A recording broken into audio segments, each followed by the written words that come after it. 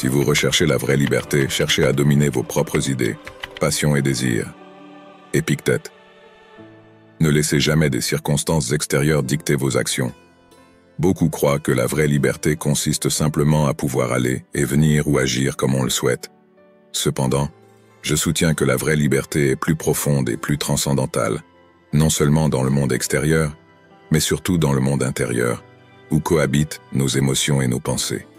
C'est la capacité de ne pas se laisser emporter par les caprices de l'environnement, les attentes des autres ou la peur du jugement des autres. Alors, que signifie vivre sans être émotionnellement dépendant de quelqu'un?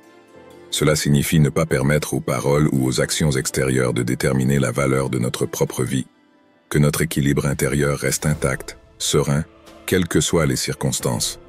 Pour beaucoup, cela peut sembler une idée révolutionnaire, mais ce n'est pas le cas.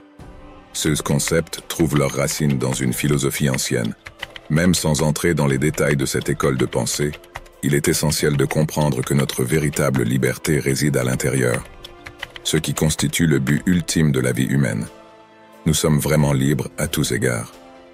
Vivre dans un monde aussi dynamique et souvent chaotique nécessite un esprit équilibré et résilient émotionnellement. De nombreuses réponses aux défis contemporains peuvent être trouvées dans les philosophies anciennes, et le stoïcisme est l'un des plus puissants à cet égard. Imaginez avoir entre vos mains un guide qui compile l'essence de cette philosophie ancienne, adaptée au monde d'aujourd'hui, pour vous aider à contrôler vos émotions, à surmonter l'adversité et surtout, à atteindre une profonde connaissance de soi. Le livre électronique, Manuel de l'esprit stoïcien, contrôlez vos émotions, résolvez vos déficits et parvenez à la connaissance de soi, est exactement ce dont vous avez besoin pour commencer ce voyage de transformation. Grâce à ces enseignements, vous pourrez voir la vie sous un angle plus sage et plus équilibré. Si vous souhaitez approfondir les principes stoïciens et découvrir comment ils peuvent enrichir votre vie, je vous invite à explorer cette ressource précieuse. Et pour vous faciliter l'accès, j'ai laissé le lien vers cet e-book dans le premier commentaire épinglé juste en dessous de la vidéo. Que votre voyage stoïque commence maintenant. Le stoïcisme, en particulier, offre une perspective fascinante sur la véritable indépendance. Je ne parle pas seulement d'indépendance financière, ou de ne pas dépendre de qui que ce soit pour ses besoins fondamentaux, mais d'une indépendance plus profonde et plus significative. L'autosuffisance émotionnelle et mentale. Marc Aurèle, l'un des empereurs romains les plus remarquables et partisans du stoïcisme, a écrit que la nature des choses est une adaptation et que le but de l'existence est le bonheur et l'autonomie. D'un autre côté, Épictète, un esclave devenu l'un des philosophes les plus influents de son temps, affirmait que la véritable liberté n'est pas déterminée par l'abondance des biens ou des opportunités, mais par l'absence de désir. Bien qu'ils aient été écrits il y a plus de 2000 ans, ces mots restent étonnamment pertinents et actuels. Au milieu du bruit incessant des temps modernes, il est essentiel de nous rappeler ces vérités et de rechercher notre propre liberté intérieure. Les pressions du monde extérieur perturbent souvent notre paix intérieure. L'essence de l'autonomie consiste à imaginer vivre dans un état où les réactions, opinions et critiques extérieures ne nous affectent pas.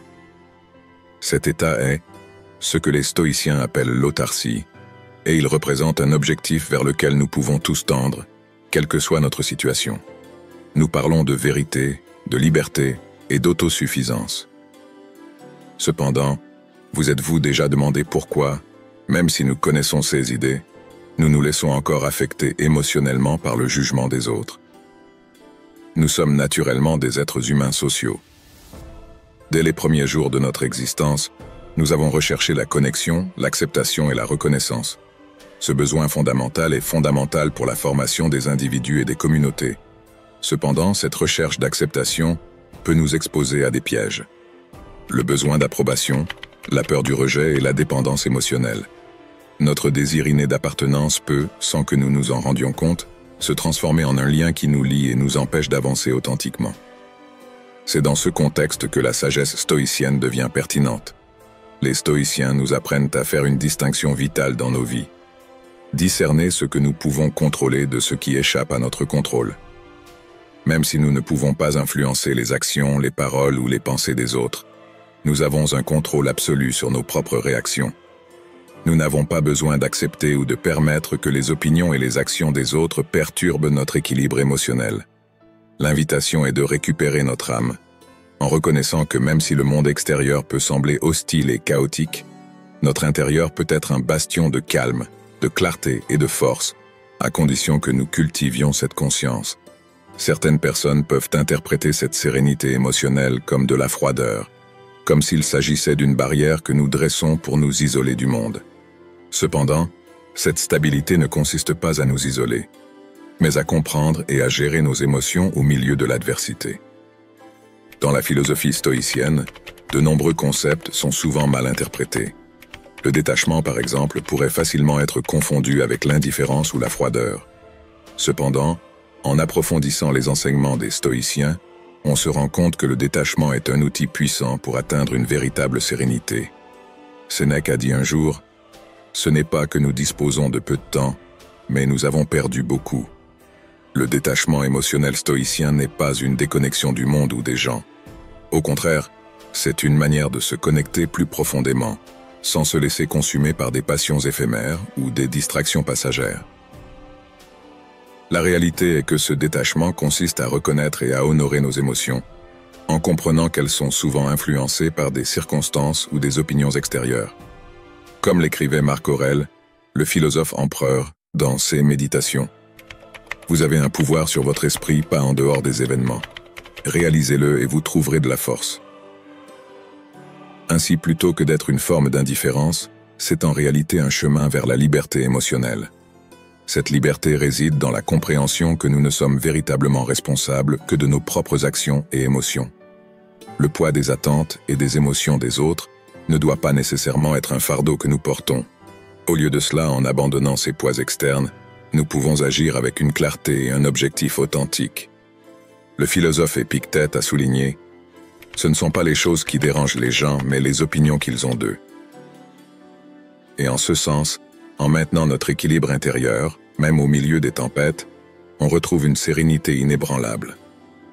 Ce détachement, plutôt que de créer un isolement, nous permet d'interagir avec le monde et les gens dans une position d'authenticité authentique. Parmi le large éventail de techniques et d'outils fournis par le stoïcisme, la vue d'en haut est l'une des plus percutantes.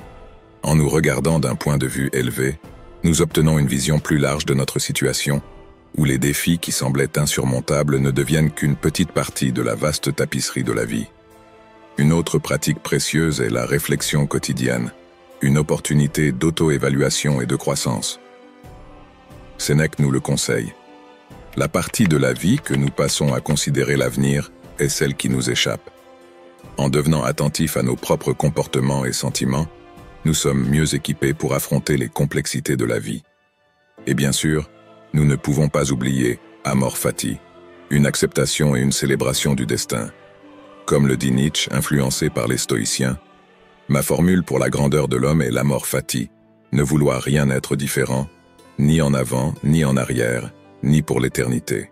Cependant, la philosophie nous enseigne que l'acceptation et l'amour de tout ce qui arrive, que cela soit perçu comme bon ou mauvais, sont la clé d'une véritable paix intérieure. Chaque événement, chaque obstacle et chaque moment de joie fait partie intrinsèque de la tapisserie qu'est notre vie. Peu importe à quel point nous nous sentons parfois déprimés ou exaltés, chaque situation est une leçon précieuse. Dans chaque revers, il y a une opportunité d'apprendre, de grandir et ainsi de renforcer notre caractère. La nature éphémère de la vie signifie que nous serons confrontés à des défis, à l'adversité et aussi à des moments de pure extase. Et sur ces montagnes russes existentielles, la résistance au flux naturel de la vie peut être plus nocive que bénéfique. Au lieu de cela, en embrassant chaque instant, chaque expérience, avec une attitude de gratitude, de courage et surtout, avec un esprit ouvert à l'apprentissage, nous cultivons ce que les philosophes appellent l'amor fati, ou l'amour du destin. Ce n'est pas un amour superficiel, mais un amour profond, inconditionnel et inébranlable. Et à mesure que nous traversons les différentes étapes et événements de notre vie, une idée fausse commune dans laquelle beaucoup d'entre nous tombent est la croyance que nous avons le pouvoir de contrôler tout, ce qui nous entoure. C'est une illusion qui nous conduit souvent à la frustration et à la désillusion. Cependant, même si nous ne pouvons pas dicter tous les caprices de l'univers, Nous avons en fait un contrôle total sur la façon dont nous y réagissons. C'est la véritable essence de l'autonomie émotionnelle. Non pas un état passif consistant simplement à tout accepter, mais un choix actif et délibéré de répondre avec sagesse, courage et intégrité.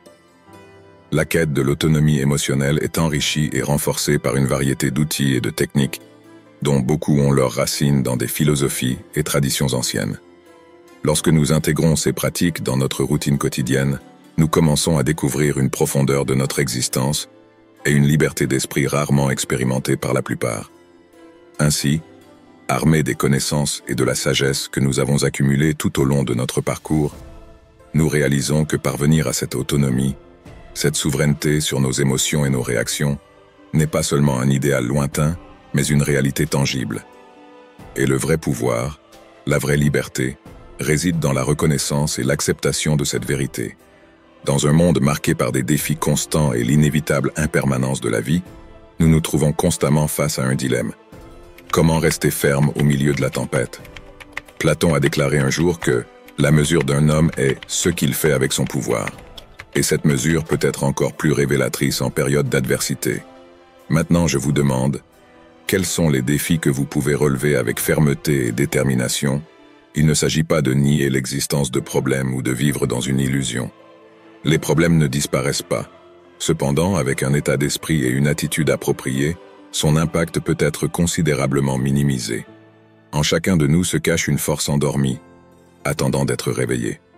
En vous déconnectant de la dépendance émotionnelle et du besoin d'approbation extérieure, votre caractère devient plus robuste, et chaque décision émanant de cette force intérieure devient plus affirmée. Comme l'a mentionné Aristote, dans le caractère, dans les manières, dans le style, en toute chose, la simplicité suprême est la vertu suprême. L'autonomie émotionnelle, loin d'être un état d'insensibilité, est une plateforme de pouvoir interne. Chaque action qui émane de cet espace d'autonomie, de cette source interne de force, nourrit et solidifie une confiance en soi qui devient un rempart contre les tempêtes de la vie. Une confiance qui ne s'ébranle pas facilement, qui ne dépend pas d'applaudissements ou de validations extérieures. Car, comme le rappelle Épicure, la plus grande richesse est de vivre content de peu. Et dans ce contentement, dans cette reconnaissance intérieure, nous trouvons un pouvoir autosuffisant et résilient. En adoptant ce mode de vie, nous bénéficions non seulement d'une paix et d'une sérénité tangible, mais nous nous protégeons également des agressions extérieures. Même si le monde qui nous entoure peut ressembler à un océan déchaîné, il peut résider en nous un calme et une paix inébranlables. C'est comme si nous étions sur un îlot de tranquillité au milieu d'une violente tempête. Pour conclure, nous revenons à l'essence de ce qui a été exploré, en l'associant à sa sagesse intemporelle. Le stoïcisme présente un mode de vie où l'autonomie émotionnelle est non seulement souhaitable, mais essentielle.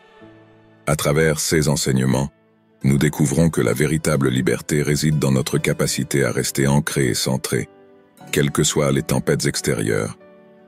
Je vous invite dès maintenant à cultiver votre force intérieure et à rejoindre cette merveilleuse aventure de découvrir une vie libre de émotions émotionnelles.